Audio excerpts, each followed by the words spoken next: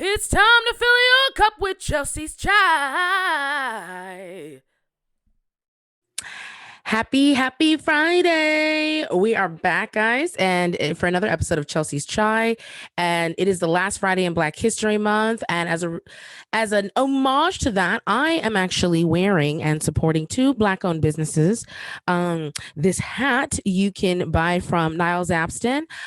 You can follow him on Instagram at the Niles Abston Show, or go to his website, nilesabston.com. And he sells these hats, twerk hats, and they are in honor of his comedy special, Girls Don't Twerk to Jokes, which is currently streaming not only on YouTube, but on multiple streaming platforms. So definitely want to support him and everything. So I highly recommend you guys get these hats. I get compliments on them all the time. I think it's so cool. And then the other Black-owned business is this Compton College brand by Damar Randy, who's another comedian. Definitely support his brand as well. He makes hoodies, t-shirts. I'm sure he has other merchandise he makes as well with Compton College branding on it. But you can just definitely go to Compton College on Instagram, and that is his business Instagram page. So again, support Black-owned businesses, and yeah. And so now it is time to get into the bag, which is the first part of Chelsea's Chai. Before I do, I always forget this because I'm looking at me and I have to remind myself that I have to do my own intro. But I'm Chelsea Grow. I am your host, comedian, all around just fly gal, and writer. Not taker of smack, especially in this Black History Month. And yeah, so now I'm ready for us to get into the bag again. BAG is an acronym. The B stands for boss up, the A stands for accounting, and the G stands for gratitude. So we're going to go ahead and just get right into the first part of the bag, which is my boss up tip for this week, this last week in Black History Month. And my boss up tip is going to be know when to take a break from things that are breaking you. Okay. And I'll give an example. Recently I took a break from drinking alcohol as well as a break from weed. And I am not, please do not slide on my DMs. Oh my gosh, Chelsea's like one of our sober friends. No, I'm not. I'm not 100%. I'm not committing to a sober lifestyle full time. However, I must say, taking a break from drinking alcohol and smoking weed has done wonders for, my brain. And I feel clearer. I feel lighter. And it's ironic because, when I first started smoking weed, for example, I was 22 years old the first time I smoked weed. And I was coming off of being on a lot of benzodiazepines. For those of you who don't know, that's like Prozacs and Xanaxes and Zolofts and all those kinds of mental health drugs, right? Because I had gotten diagnosed with severe anxiety at the age of 21. Now, when I got diagnosed, of course, I had never smoked weed before. I had always been paranoid and scared about smoking weed. When I smoked weed for the first time after almost 18 months of trying different benzos prescribed by my doctor, I decided, I was like, okay, I don't want to do benzos anymore because I mean, I'm telling you, 18 months, I tried all these different ones and it was just too much. It was way too much. And I got to tell you guys, I let it go. Also, sidebar, do not quit benzodiazepines cold turkey ever. All right.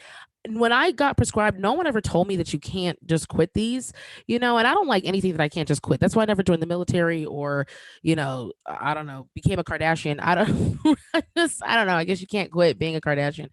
I mean, I would never be a Kardashian, but I don't know. I just couldn't think of something else you can't quit. Although Kim Kardashian did quit her and Kanye's marriage, apparently. So I guess, kudos to there being one less K in the crew. Anyway, back to what I was saying. I really do recommend you don't cold turkey quit those things because when I, tried to cold turkey quit them, I felt like I was having the spins. My head just felt like it was all over the place. And I mean, I got to tell you guys, it was not a comfortable feeling. All right. Like, I mean, I felt sick and nauseous, and those are all normal side effects because you're not supposed to quit them cold turkey. You have to wean yourself off. And so then I thought about it and I was like, okay, well, I need something. I need something for this anxiety. And so then next thing you know, I tried weed for the first time and I was like, hallelujah. Hallelujah. Okay. Like, no. I was like, I needed this. And then I moved to California, because I had tried weed for the first time in Virginia. VA weed and CA weed, night and day. Okay. It's like the difference between ketchup and like catsup. All right. It is a big difference. And I know you don't think it's a difference, but for some reason, anytime I've ever had catsup, there's this weird aftertaste. I don't know if there's extra stuff in it or whatever, but yeah. So smoking Cali weed, I was like, okay, this is what I'm going to use to medicate my anxiety. I think over the years, though, as time went on and, I got older and was, living this life as a Black woman, chasing her dreams in America, I started maybe abusing weed a little bit too much. And I noticed that after a while, I felt like it was becoming more of a hindrance than a help. So I recently took a break from it, just to make sure that I could. And it's been great. And I'm now reassessing how I want cannabis to be in my life. And as far as alcohol goes, in a way, it was the same thing. I noticed that I was, you know, I recently suffered a loss in December. For those of you who don't know, my stepfather, may he rest in peace. His name was Terry. I'd known him since I was 6 years old. A big part of my life, key person in raising me, and definitely just was an amazing man. Who not crying. And I just want to say that after he passed in December, suddenly I noticed that I started like drinking a little bit more. Not not really caring, too much about drinking every day and things like that. And I wasn't like getting drunk every day, but it's like, it's easy to after work be like, oh, I'll have a couple White Claws. I'll have a couple glasses of wine. Whatever. I'll have a couple gluten-free beers. Why not? Right. And then after a while, it just becomes this habit. And so I decided to take a break from that just to get myself recalibrated. And I gotta say, guys, it's been great. This break has been amazing, and I feel lighter. I just feel so much clearer, and I really notice that I feel more productive. I feel like, ironically, my anxiety feels a lot more leveled out. And I think that sometimes, these things like, having a drink sometime, sometimes and stuff like that, there's nothing wrong with that. There's nothing wrong with smoking weed. There's nothing wrong with any of those. But what I will say is that I I've really did myself a huge service by listening to my body and knowing when to take a break, like I would and now I feel like I'm getting into this place of balance. I feel like now I'm looking at alcohol, I look at weed, I look at them differently. I look at them as like associates as opposed to like relationships. You know what I'm saying? And I'm not, some perfect, sobriety poster child or anything like that. But my goal has always been balance because, like Mr. Miyagi says in the Karate Kids 1, 2, and 3, Daniel-san, life about balance. When life out of balance, get back in balance.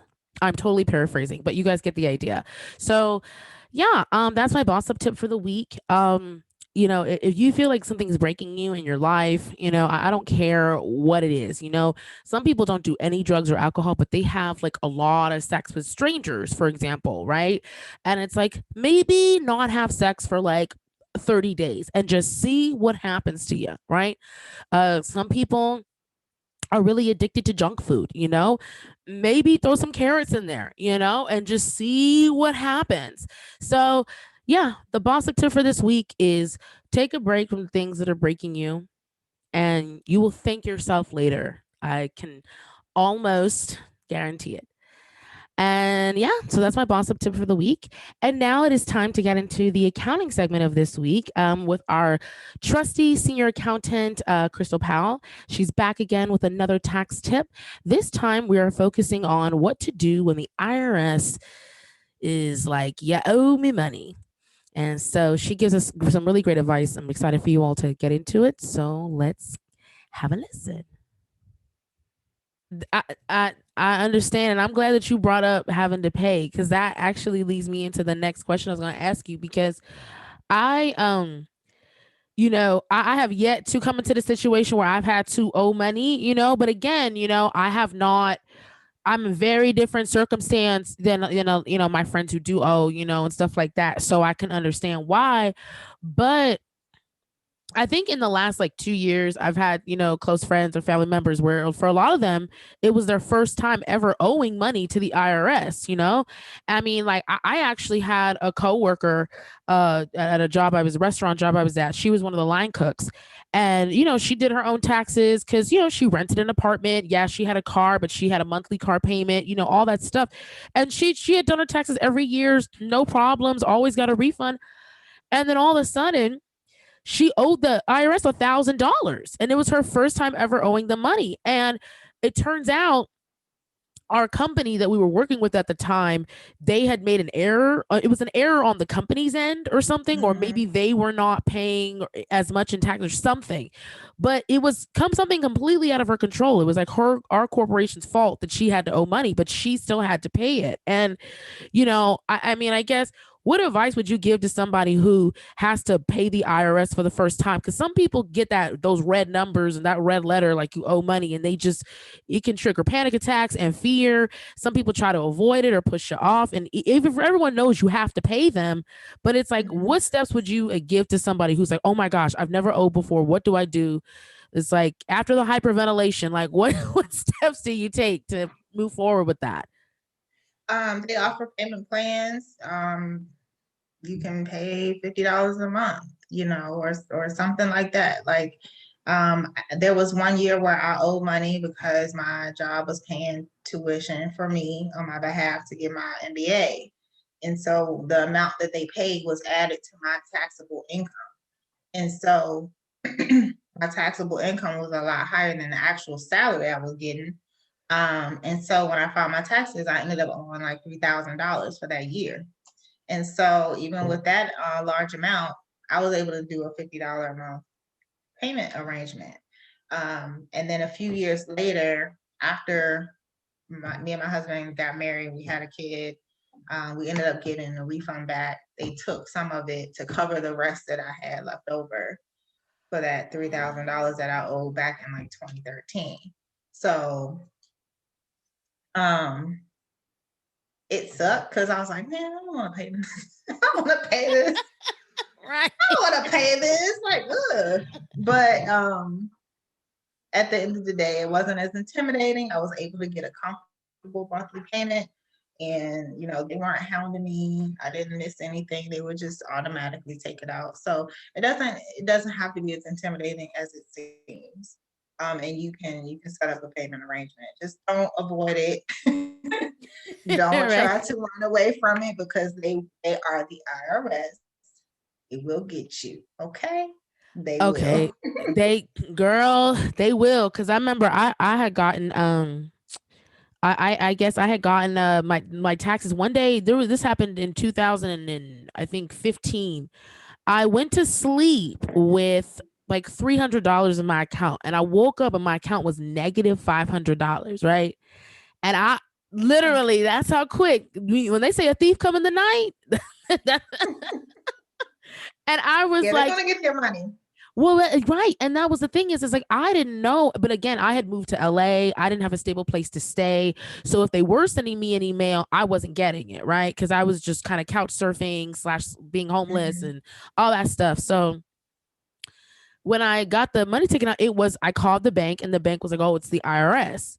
And I remember like asking, I was like, well, what did I do? So I called the IRS, and they said I had made like a minute error. They were like, because I had a job where I was getting tips, and even though I reported my tips, they were like, oh, they said, normally we don't audit people that make less than like $100,000 a year, right? Like, or whatever. But the lady was like, honestly, you were just one of the people who made less than $100,000 that we kind of did a lottery. She said they do like a lottery of audits of people every year, and you just happened to be one, and it was an error. She said it was a common mistake, something you wouldn't have known, but we tried to contact you. I told her my situation. She said, oh well, yeah, sorry, it just is what it is. So thankfully that was really like an emotional period. As you can Yeah, imagine, you know, because yeah. and also my bank, I didn't know this. Apparently, if the IRS goes into your account and takes money out, the bank will charge me $100 just to facilitate that process. And I don't think I was aware of that. You know, I know they charge overdraft fees and stuff like that, but I didn't know that they charge additional fees for that type of thing.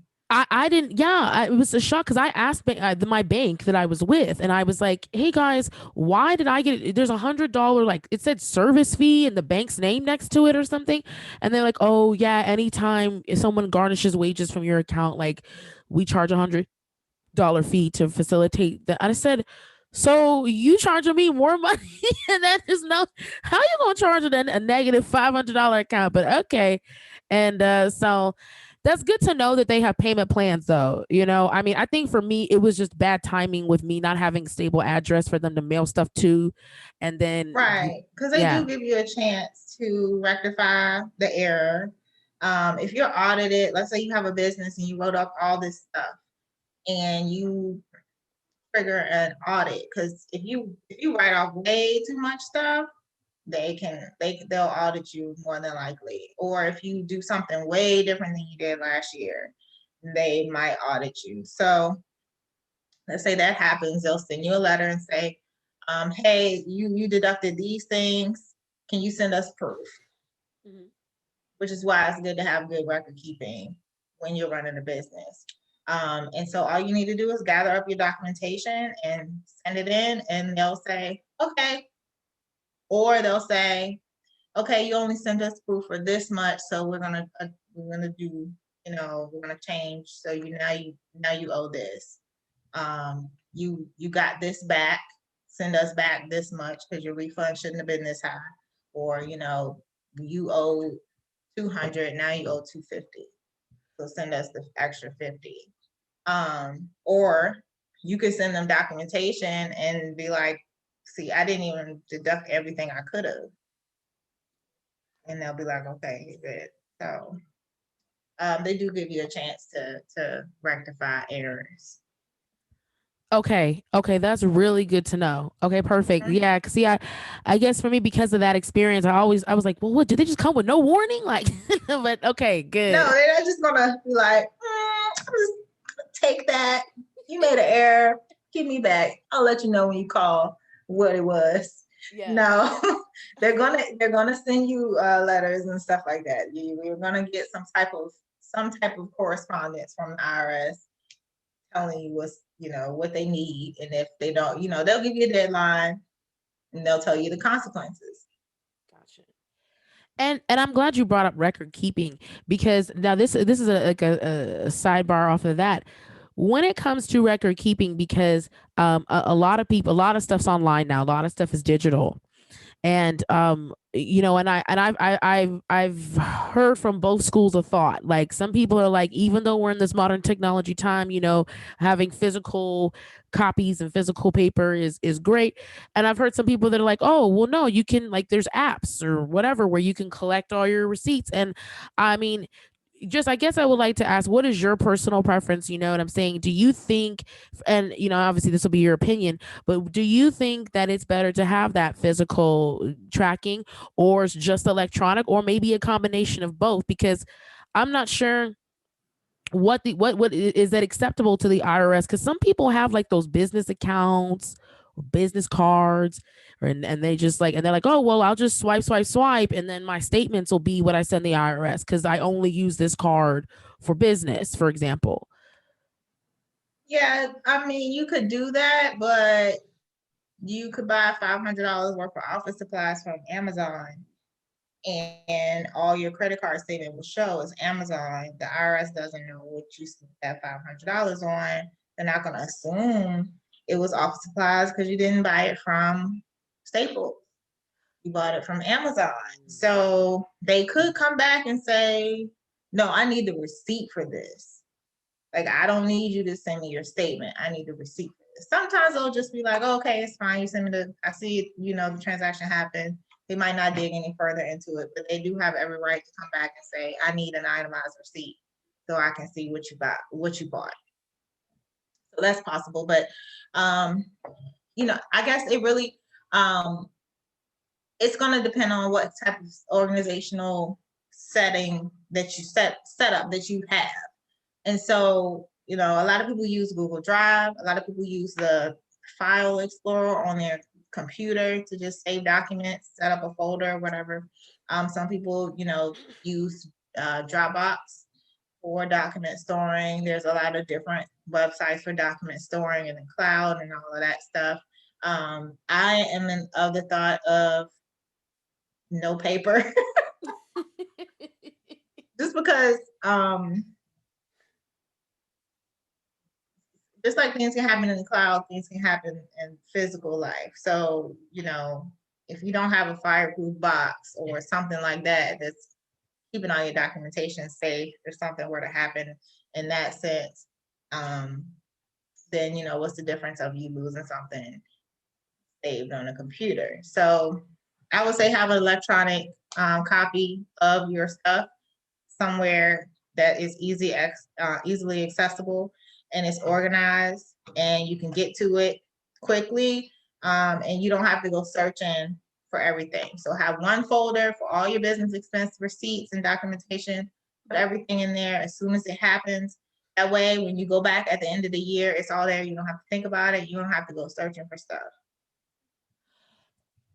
That's perfect. That's perfect because I was hoping you'd say digital because I was like that seems like it'd be a lot easier. But would you like for example, say you have to do something that then you get a physical receipt, like maybe it's gas, right? For example, like you're driving to a meeting for your business or something like that, and it's like, is it so those physical receipts? Is it okay to just take a photo and like upload it to your cloud and that's cool, right? Yeah, just take a picture of it, email it to yourself, or if you have like a accounting software that you have an app. So a lot of them have apps where you can just take a picture of the receipt and it'll automatically attach it to that transaction, and you don't have to worry about it. So yeah, definitely take a picture of it, email it, make it Perfect. digital. Right. Okay. Listen. I'm just trying to figure. I just want to clarify, like, what the IRS is like. Cool. Like, I don't want them to No, be like. they'll as long as it's legible, like take a good picture. Don't take a picture where they can't see what the writing is on it. Make sure it's legible. But yeah, they'll take it. Got you. Got you. Thank you so much for that. Okay, perfect. That cleared up a lot for me because I have PTSD from that moment. Okay, so I'm glad to I know. understand. And that was Crystal Powell. Once again, please, follow her on social media. On Instagram, you can find her at Get Busy Bookkeeping. That's at GetBusyBookkeeping. Get Busy Bookkeeping for Crystal Powell. She does take on clients if you have, and it is tax season. If you want to reach out to her as meant to be, your potential bookkeeper or accountant, definitely slide in her DMs, not on the weird stuff because she's married, but like strictly for business and accounting stuff, feel free to reach out to her. And again, she will be back next week with some more tax tips, and we look forward to that. And now it is time for the last part of the bag, the G, which stands for gratitude. And my gratitude tip for this week is be grateful for the things you've gone through, even the things that leave scars. I've had a revelation this week. I definitely was. I'll be honest. I was playing my own violin this week a little bit.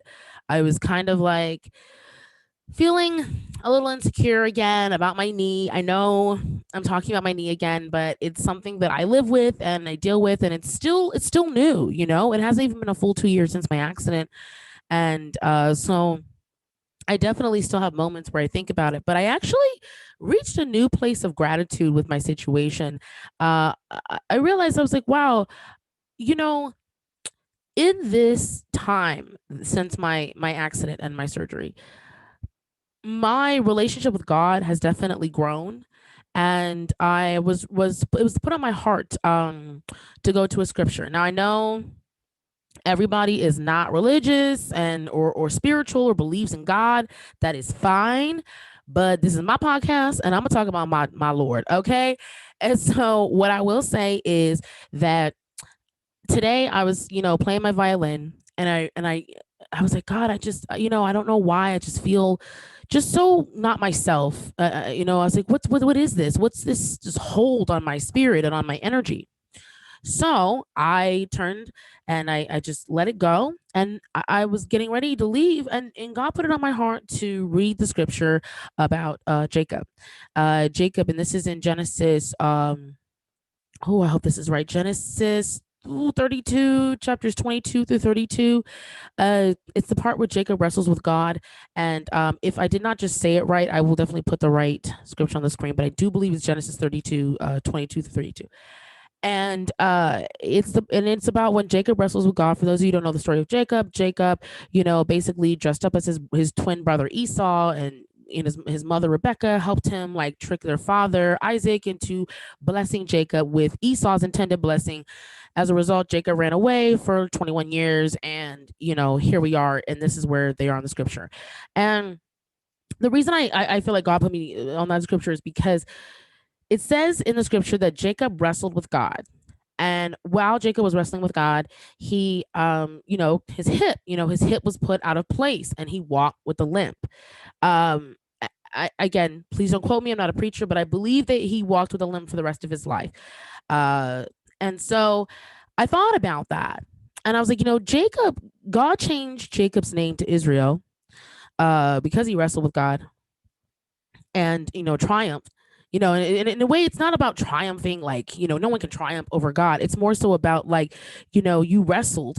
And I always was wondering, like, what does that mean, that wrestling? Is it a good thing? Is it a bad thing? And that's the thing is, it's like Jacob. I watched a sermon by Stephen Furtick after us on this specific scripture after I read it. And, one of the things I took from that is he was like, Jacob wrestled with God. And he basically, he was a deceiver and a heel grabber, and there was all these negative connotations around his name. And then God changed his name to Israel. And it just goes to show that, wrestling with God is what I went through when I was going through my surgery, through my recovery, through my physical therapy, and even now. And I realized, I was like, I'm grateful now. I'm actually just grateful. I'm actually just grateful that I'm here, that I have two knees. Yes, one has a scar. One may be a little puffier than the other. No, I no longer have these flawless, perfect legs that everyone always complimented. But the thing is like I don't get validated by people's compliments. What people think of my body, what people think of me, what people think of you, it doesn't matter, you know? Like Jacob was a very imperfect person, as many people in the Bible, but Jacob was really imperfect. And I'm imperfect. I'm so imperfect. And so many of us are. And the thing is like I'm so grateful now because I look at my scar now with a whole different set of eyes after like listening to that sermon and reading that passage. Because now I realize, I was like, no, I went through that so that I can meet myself again. Like I honestly, I've gone through a lot. One day I'll tell you all about it. But I've gone through so many things that have tried to get me to change out of who I am. So many things that have tried to push me away from who Chelsea is. And so my gratitude tip for this week is take a minute and understand all those times you wrestle with God, wrestle with yourself, wrestle with your faith, wrestle with, and I'm not just talking about faith in God, wrestle with your faith in yourself. The things that we go through in life are supposed to bring us back to the core of who we are. Because if you think about it, when you were a child, most of us, when we were children, we were unapologetically ourselves. When we were like really, really, really young children, before parents put on their expectations and society put on their expectations and doubts, you were really yourself. And then all of a sudden you go through life and you get to a certain age, and then everyone's just trying to change you and pull you away from that childlike instinct of who you are. And I realize everything we go through in life is to push us back to that childlike, vulnerable, honest, truthful state of who we are. So that's my gratitude tip for this week. Look at all the stuff, even the horrible, horrible stuff. Look at it with a new set of eyes and be like, you know what? Yeah, I may be left with scars from that thing. I may have made some bad mistakes, but it all brought me back to who I am and who I was always meant to be. And that's the bag for this week. It's a heavier bag than normal, but it's a Birkin. it's a it is a Birkin bag, honey. Okay. And so I that's the bag for this week. I take it, leave it. Just don't put it on the floor. Okay. It is not good luck to put your purse on the floor. All right. My mama taught me that a long time ago. And now we're gonna move right along into once again my favorite segment here on Chelsea's Chai, Inside the Punchlines. I'm so excited for you all to meet and listen to the material of this next young lady. She is so funny, so talented, so beautiful inside and out. And she's got some heat. All right. So if you're feeling cold, don't worry about a blanket, okay? Just watch these fire jokes that she's about to drop. And I look forward to you all in meeting her. So let's get inside the punchlines.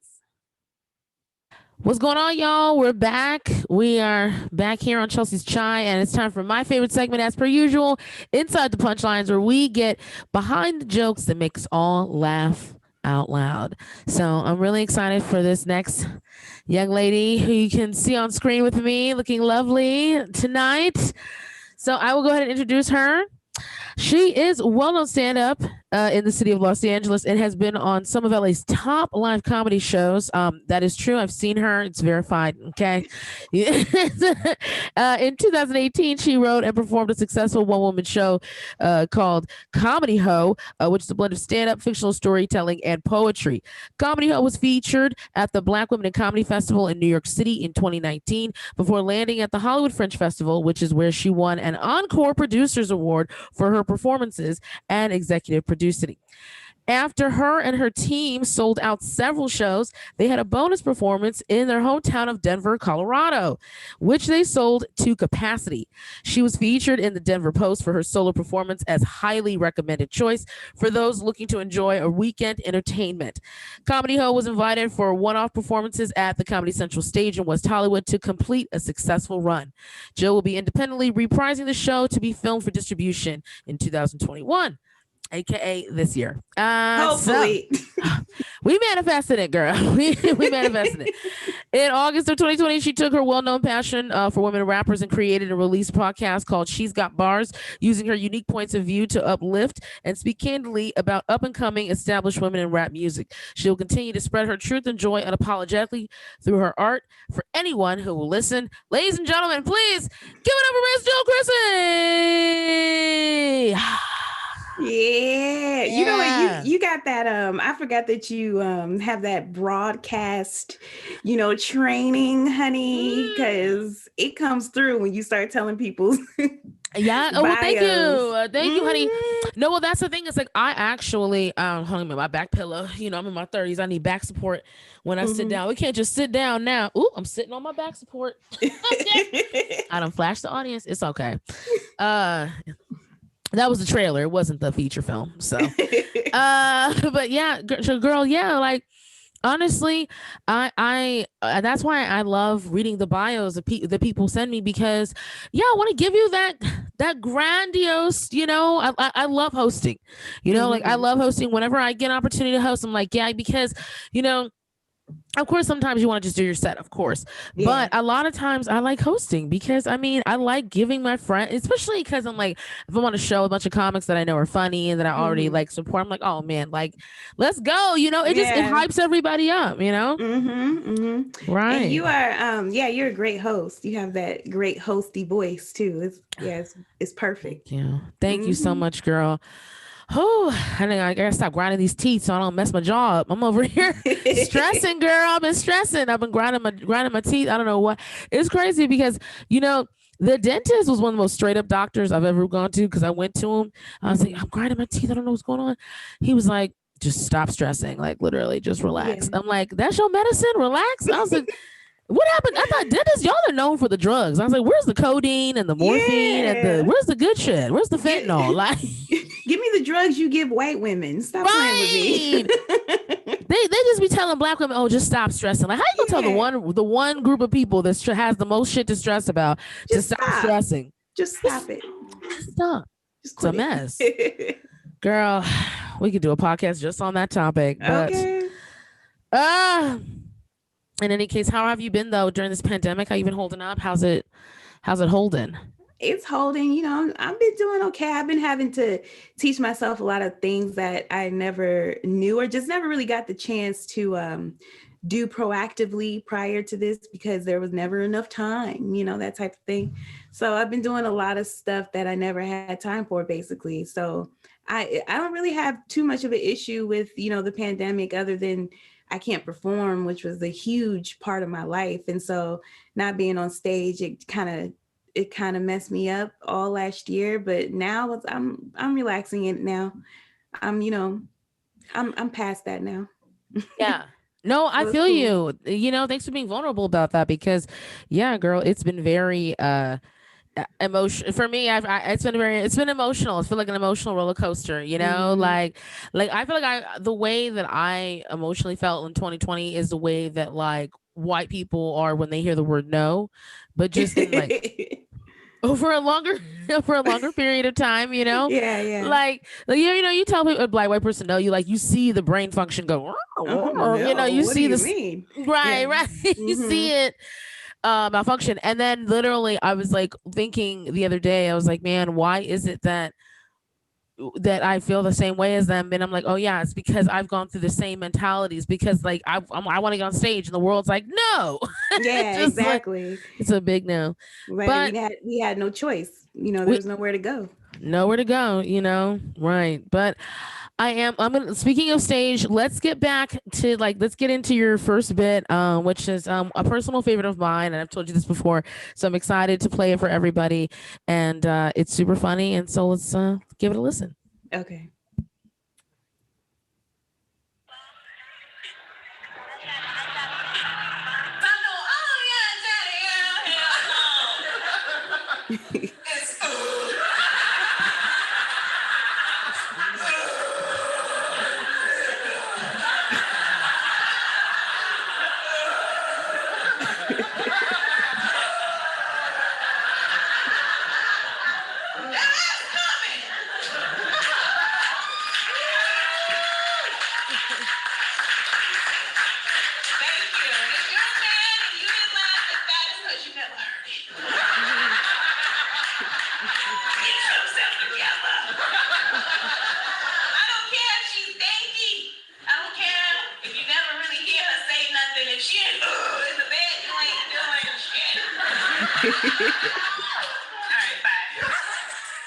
Was that from the beginning? I just posted the punchline.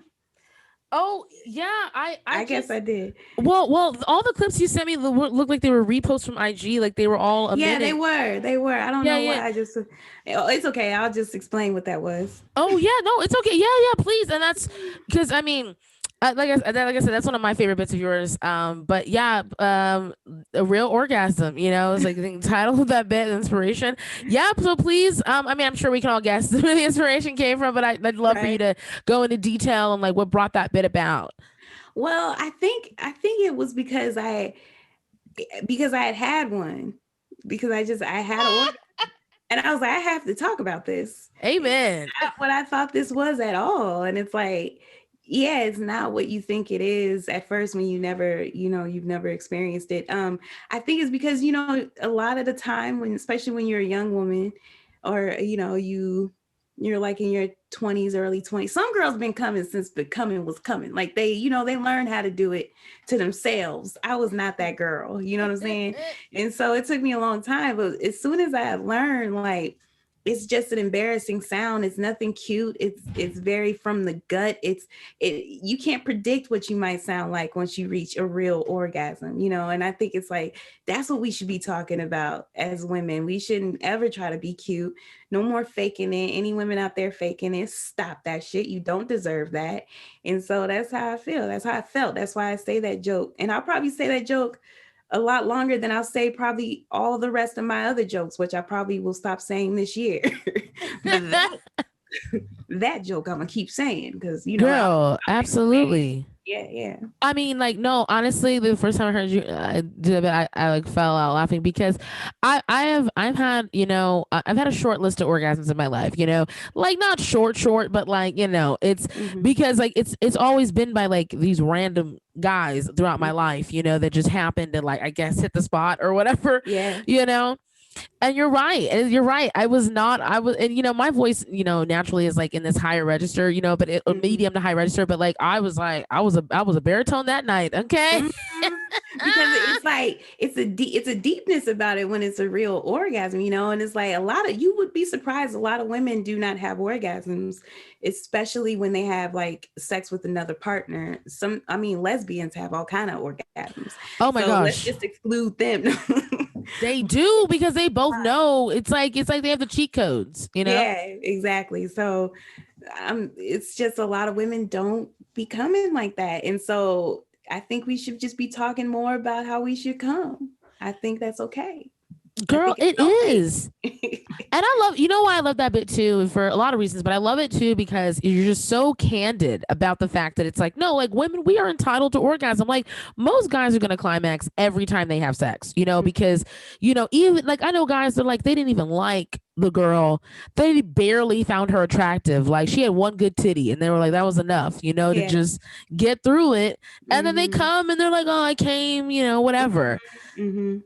Yeah. Women, it's like I think one of the things I'm learning about myself, and I think for a lot of women, the trust aspect, you know, is a big thing, right? Yeah. Because for me, like when I'm talking with my girlfriends about this, it's like, you know, they've come the most with men they've trusted the most. Do you feel like that's true too? Oh yeah, 100%. Yeah, because you're able to stop trying to be cute. It's just as simple as that. Like, you know, women, we sometimes, not all of us, I don't want to say women, I don't want to generalize, but a lot of the time, like we've been taught, you know, culturally, we've been taught that we need to act a certain way to be seen as sexy or sexual. And you know what I'm saying? And so it's still just trying to act cute. That shit, stop trying to be cute. All right. That's where that's all I got to say about it, because that's where it fails. That's where you fail. That's where you don't get what you really want because you're worried about the wrong thing. You know, you should be worried about how you're going to be fulfilled within your sexual life. You. Exactly. I know that's right.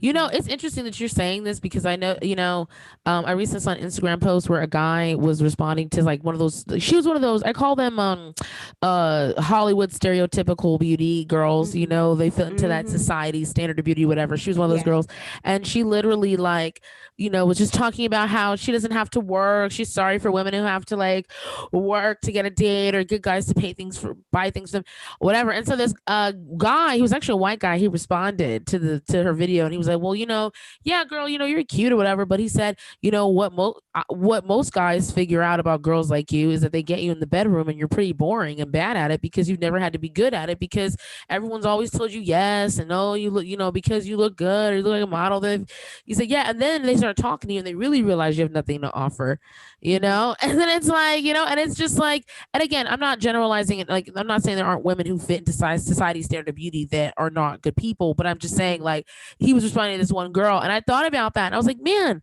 you know, yeah, because I grew up with acne and like my my teeth used to be really jagged and shit, you know. I'm like, I've gone through a lot of shit. I'm like, man, I always, when I lost my virginity, I knew I had to be ready. Okay, I was was like, I really had to learn how to suck some dick now. I couldn't be in the bedroom fucking around. That's how I grew up. Right. I never saw myself as those girls just, oh, I'm a lie there, girl. I'm not a lie there. So that's what I'm gonna start calling them girls. Like, girl, you so pretty. You a lie there. You a lie. I'm just gonna lie here. But you know what? There's a misconception there because it's girls who may not be like, beautiful by, I guess, societal standards, who are just as boring. You know what I'm saying? That of course, and none of these are absolutes. It's just like occasional observations and things like that. And you're absolutely right. Yeah, like no. But I mean, still, like you gotta, yeah, man. I was like, shoot. I have heard that. That's I have heard that from guys, in the past, but it don't stop them from going for those women. So it doesn't. Yeah, it might not. But hey, like that's their loss. Yeah. Okay. Yeah. It's your loss. Oh, well, on that note, let's go into your second bit. People always come up to me like, oh my God, Jill, you're so friendly, and oh my God, you're so positive. And I'm always just like, I'm drunk.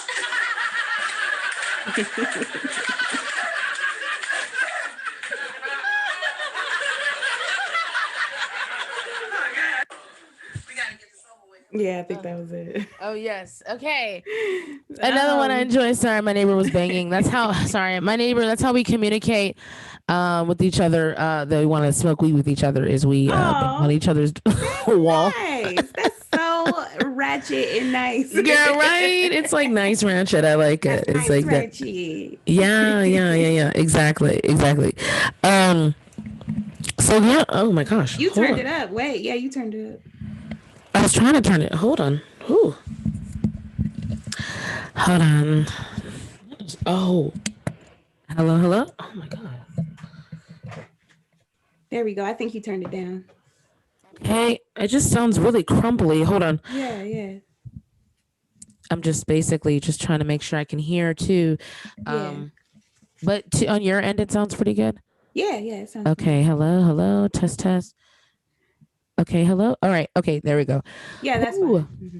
The devil is a lie. Okay, won't he try to block? Okay. No, not today. Okay, not on this evening. But yeah. So, Jill, please tell us a little bit more about that bit about I'm trying to have like this piece of hair just hang cute, but it's getting in my eyes. Right. That's how it be, girl. That's how you pop it when you pop it when it's the bang yang. But the hair pop off. That's what happened. Yes, honey. Yes, it literally popped. Mine's popped off. So anyway, no, but yeah, that's my opener, and I open with that because I guess I'll tell my trick. It's the opposition of what most of my set is, which is basically I have this friendly face, but you're not gonna hear a bunch of friendly material. And so I just, it was my way of trying to let the audience know automatically what I'm about. So it's like, oh, you think I'm so cute? You think I'm so friendly? Like I'm gonna do gospel material the whole time. No, I'm finna Maybe you about to do a Patti LaBelle set. Yeah. Maybe I'm about to sing a little bit of something too. No, I'm about Shirley Caesar set. Yeah. Okay. No, I'm about to stand up here and talk about one time I did cocaine. I'm gonna talk about some shit up here. And so I have to, start it out with that.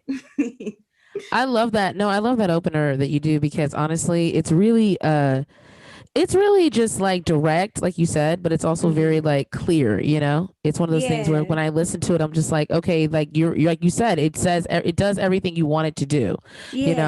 It just gives you that intro and that, and you're like, hey, I mean, like, also, where did you feel when you first wrote that bit? Did it bother you at all to come to say that just so directly? Like, did you get any feedback? Did some people be like, oh my gosh, you're basically admitting that you drink? Oh, there was this one time where it wasn't for this bit, but only one time did someone come up to me about like my jokes.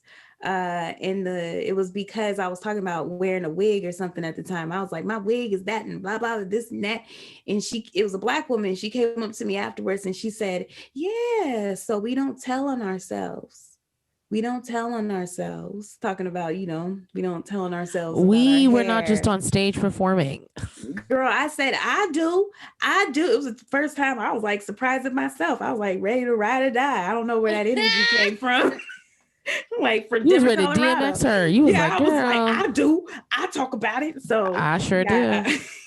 That was the only time anyone ever came up to me. With this joke, no one's ever come up to me because I think they know it's just a joke. I think it's a possibility that it could be just a joke too. I don't think people necessarily even take it seriously. It's just funny. And then most people are alcoholics, so it's fine. Exactly. That's what, girl, that's the true tea. Okay. And I was also like really like I think I just really like how vulnerable you are too, and then just saying that, but just also like, yeah, like it can be taken as a joke, but it's such a relaxing thing. I think maybe a joke like that makes the crowd relax with you. I think so too. I think it's like vulnerable, but not uncomfortably vulnerable. What does that sound? Oh. What was that? Was that you, baby? Sorry, baby. Baby. Sorry, baby. Sorry. Girl, it's okay, girl.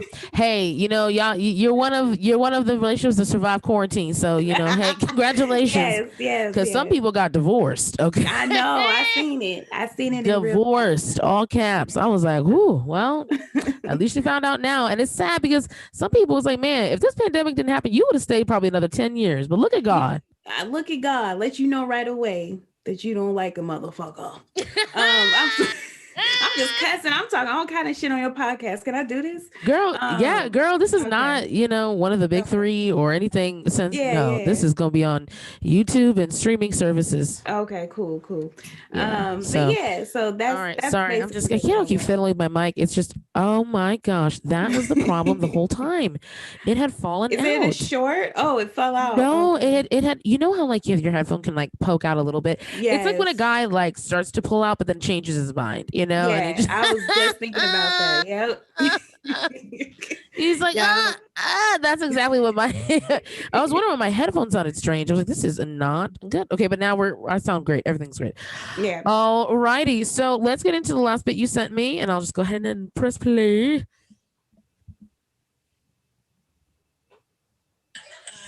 I do weird stuff. Like I got cookies in my pocket right now. Cookies. And they don't got no wrap on and just naked cookies in the pocket because I like them warm. I know y'all wondering what pockets. Don't worry about it. Who want to marry that, I'll be walking to my door, trail of crumbs following me to my door. Huh? Who want to marry that? Maybe a bird? But I don't want to fuck no bird no more. No, not no more. That's such a stupid joke. But that was a good show and all. But I was scrambling for to remember my jokes because I actually was drunk during that time. I had an issue with alcohol back in the day.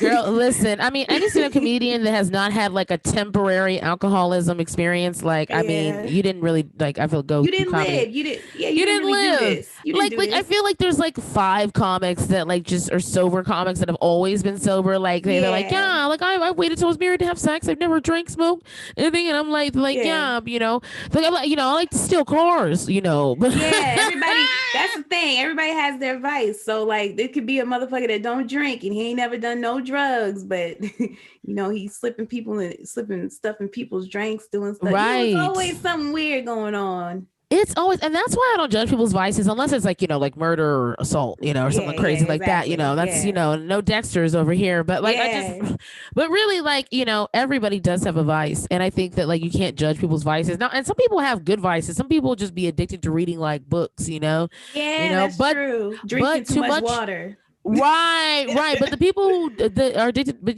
that can, too much of a good thing can also be bad, because if you're addicted to reading books where you're just like reading books all the time and you don't leave the house, it's like, okay, now you're not developing social skills. And now you just read for no reason. Just reading books to talk to yourself. Good. Right, exactly. It's like, who you gonna talk to these books with? You don't have no friends. Join a book club. Exactly. At least. Exactly. But like, I mean, where did inspiration and was there a specific moment or anything that really triggered that for you? Yeah, for sure. I wrote that when I was single. I was actually single, and I just was like, I'm never gonna get married, and these are the reasons I won't get married. But it was sad. It was meant to be satire. It was meant to be me talking down about myself in the voice of society. So it wasn't necessarily something I believed about myself, but it was like, oh, I'm never gonna get married, and these are the reasons. Because I eat cookies, like it's not a reason. So I was kind of, but it's like I still have to rework that joke because I don't think it doesn't come through the way I feel it in my heart. It doesn't come out that way. So it still needs some work, but yeah. That's why I wrote that joke. I like that you're like this whole satire aspect of it. I like that you're just basically like, okay, you know what? I'm just gonna like, because we all have those thoughts, you know what I'm saying? Those thoughts that make you go, oh man, like, do I really feel that way about myself? Is that true? Or is that, just how society feels? But it's like, but you're addressing that. And that's the thing people forget. Sometimes in comedy, like our bits it's satire. It's like, or you take a moment and you're just like, okay, or you take a negative thought. Cause I feel like our minds are always going, they're always going. So and every thought is not meant to be taken seriously, although if you do take them seriously, like I do, it can be stressful. Sometimes I'll be like, oh my gosh, which thoughts? And it's just which thoughts today, but yeah, it can be it's like, I know I've had moments where I address like how society feels about me and that thing, and I definitely have those moments. So I'm glad that you like found a funny way to just communicate that, or try to. I'm still working on it. It's a good one. Wow. Wow. Well, Joe, I mean, and that's it. We've gone through your bits. We've talked about it. I mean, I'm really excited, to like have you on here. I mean, I know we had a little bit of a delay. I was like, but I'm really glad we finally got together and everything. So, thank you so much again, Joe, for doing this. And like, as always, so funny. I actually got to see Comedy Ho live, when you did it I believe you did it when you did it at the Comedy Central stage is when I went. I think so. It is? Yeah, well, I saw it twice. I saw it when you first premiered it. Yeah. And then I saw it another time at what I think was the Comedy Central stage. You didn't even see like the best of the show, but it's okay. But it was still, really, if I didn't see the best of the show, then I was gagged each time. I was completely gagged. I had a great time, like from your premiere to like your closing weekend. Like I was honestly like every premiere or episode. Not say episode, but hey, maybe I'm projecting. Manifesting. Well, I had 3 shows that were flawless. I mean, I'm not saying just like flawless because I'm me. They were flawless as in they reached my expectations. And then it's like my first ever show was like, I was just testing it out. And then my last show at the Comedy Central stage, I was burnt the fuck out. So so I'm like, I just want to stop doing this for a little bit. Y'all gotta leave me alone. But either way, it was fine. Yeah, no. I mean, honestly, I just really, for what it's worth, I'll let you know. I definitely thought you were great, and I definitely enjoyed watching it both times. And I look forward to hopefully seeing it on television. I believe it's coming, girl. It's too good a show not to be. I mean, honestly, a producer would be an idiot not to pick that up. It's really funny all the way, and even like the show before the Ho, where you had other stand-ups come up and stuff like that. And so yeah, definitely. Well, I would love for you to take this opportunity to share with viewers about your any information they want to know about you as far as like social media handles, websites, where they can watch more of your content. Okay. So Chelse's viewers, let me get her name right. Check me out on Instagram. I'm about to buy some followers, so don't be pressured. At Jill Chrissy on Instagram, and then I'm also, you can go to my website. It's jillchrissycomedy.com, and that's where you'll get pretty much everything else about me. You guys, I have a podcast. My podcast is She's Got Bars. The last episode is coming out this week for the first season, and then the second season is for the summer. So get caught up on the first season, and that's it. Hey, sounds good to me. Okay, well, Jill, thank you so much for being on this in this episode of Chelsea's Chai and on this segment. And thank you so much, as always, for letting me get inside your punchlines. Thank you so much for having me. I appreciate it. You're doing so great, Chelsea. And like, oh, thank you. I just love seeing you happy. I love seeing you striving. And if you ever need me for anything, you let me know, and I got you. No matter if it's 3 or 2 months late, I got you. Oh my gosh, girl, thank you so much. That means a lot to me, because it's just been really stressful, working with all these white people. And that was the hilarious Jill Chrissy. And once again, if you do not follow her, please follow her on Instagram at Jill Chrissy at JILC. HRISSIE. And she's so funny. She's got her website, jillchristycomedy.com, with her content, like she mentioned. So, yeah, if you want to check out more Jill, feel free to log on. And now it is time for our closing segment here on Chelsea's Chai. It is time to grow up. Grow. Okay, I'm kidding. All right, I'm just gonna go ahead and grow up with you guys. All right, this week, who I want and need to grow up. Some of you may have guessed it. Mr. Ted Cruz. Ted Cruz. Now, here's what we've got to do, Ted. Ted, your people needed you. Okay. And this is, and I want Texans, I really hope that this goes all over Texas. Okay. Texans, first of all, I am so sorry that you are going through this. I pray everyone gets all their power and their water and everything back. Rest in peace to anybody that died as a result of this sudden snowstorm. I know that it's a terrifying time. I know several comedians and people down there in Texas that, lost power, people, family down there that lost power. And so I definitely just want to go ahead and let you guys know that, power is, speaking of losing power, that's what Ted Cruz needs to do, lose power. Okay. Because here's the thing, Ted. All right. How are you going to leave a state who you swear all the time to protect? This is my issue with Ted Cruz and all these like red state, representatives and stuff like that. Excuse me. I had to take a breath. Okay. Do you ever notice that all of these red state representatives and stuff like that, they're always real quick to say, oh my gosh, yes, go Texas. I'm for the people. We're for smaller government. We're for the people. And the second the people need you, they go. Where was Ted at? He was in Cancun, Mexico. Okay. And do you know this fool left his dog behind for the security guard to watch? Now, come on, Ted. Like, you going to take the whole family and leave the dog? If anybody needed to go to Cancun, it was the dog. How you gonna leave? And honestly, all the representatives, he wasn't the only one. Okay, there were some other senators and representatives that left Texas too. And here's my thing: what you should have done is, instead of leaving, maybe you could have I don't know. You know what you could have done? You could have just done your job. Do your job.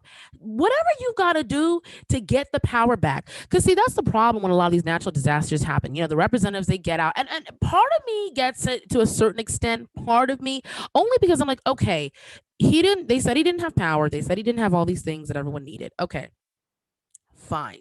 All right. But Ted, I have some homies that got into some hotels in Texas that had power. There weren't that many, but I got some homies that got into some hotels. I would have rather you gotten like a presidential suite in one of the nicest hotels in Texas that just happened to have power or generators. And then I would have rather you gotten on the phone with Biden, gotten on the phone with Kamala Harris, gotten on the phone. I would have rather you gotten on the phone with somebody and been like, we need to get power back to Texas now. See, that's the thing about these red state representatives. Okay, have the back of the people that had your back. Because let me tell you, Texas has been red for forever. Okay, y'all remember from Sandlot? Forever. Okay, Texas has been red. And it's sad because all these red states, you keep reelecting these same representatives and these same senators and these same politicians. You keep reelecting them to, support you, and that you keep bamboozling you. And then they show you how much they do not care about you. And then you vote for them again. I'll never understand it. It's like, to me, fool me once, shame on me, but fool me 3,900 times, shame on the whole state. Like, really, it's kind of like shame on all of us. Shame on all the people who vote for these guys. Like, you cannot sit there and how are you really going to be thinking about your state that you represent if you're in Cancun? Like, honestly, or are you just more likely to be sitting at a swim up bar, drinking Mai Tais and like tanning on the beach? Because, I know this was an unprecedented, snowstorm of this capacity, but I'm sorry, like Teddy, like, you could have done better. You could have done better. You ran away from the people that are responsible for you even having enough money to go to Cancun. You wouldn't even have the money to go to Cancun if it wasn't for the people voting you and re-electing you and blah, blah, blah, blah, blah. So this is why why y'all need to grow up, okay? And this is another part two of this for all the red states. All the red states. Notice what happens when you go through real stuff, okay? It happened in Louisiana with Katrina, okay? It's like, it's happening now in Texas. It's like, and y'all keep voting for these same senators. Georgia, I think Georgia's finally over it, okay? That's why Georgia flipped blue. Georgia was like, these red state reps, they are not doing it for us, okay? And let's get some blue in here, because, that's the color, that's the new color we need. So that's my girl for this week. My girl is Ted Cruz. I really hope you don't expect to get reelected, okay? Because you got some splaining to do. You got a lot of splaining to do, Ted Cruz. I really am disgusted. I'm so overwhelmed with absolute disgust that you ran to Cancun instead of getting on the horn and getting help for this state that is literally in distress right now. And it just seems to me that all these red states out here, y'all keep voting for these same people and they keep leaving you high and dry. Try something new, okay? If you're in an abusive relationship and your dude or whatever, he keeps like saying, oh, yeah, sure, babe.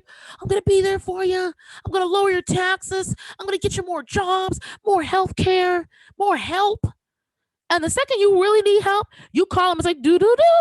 We're so sorry. The number you've dialed is no longer in service. Well, you know what? It's time for a new boo. Okay. So cancel Cruz and get some new help. And that's my girl for this week. I coughed, which means it's confirmation. All right, guys. So that's it. That's Chelsea's Chai for this week. The last Chelsea's Chai of Black History Month. Again, like I said before, please support Black-owned businesses. My twerk hat that I'm wearing is Niles Abston. You can get his stuff, nilesabston.com. You follow him on Instagram, The Niles Abston Show. DeMar Randy, this is his Compton College brand here, the shirt I'm wearing. You can follow Compton College on Instagram. It should just be Compton College. And yeah, as far as me, I'm Chelsea Grow, your host, your creator, your producer, your lighting tech, your audio person, your editor, your director, your gal. And you guys can follow me on Instagram. I'm at Chelsea G Comedy. That's at CHELSEG Comedy. You can follow me on on Twitter at the same name. I have a website called chelseagrow.com, CHELSEGREAUX as an X-ray. .com. And I also have my comedy special, Yes I Can, and that is currently streaming on YouTube, iTunes, Apple Music, Spotify, Tidal, wherever you can stream stuff. That is where Yes I Can be found. So you can do it. I believe in you. And that's it. We've only got a couple more episodes left in this first season of Chelsea's Chai. I thank you guys for everyone who's been following, sharing, supporting, and I'm looking forward to you guys enjoying these last few episodes of the season coming up. And until next week, stay sexy and supportive and hydrated because it's getting hot. Okay. Bye, guys. Till next week.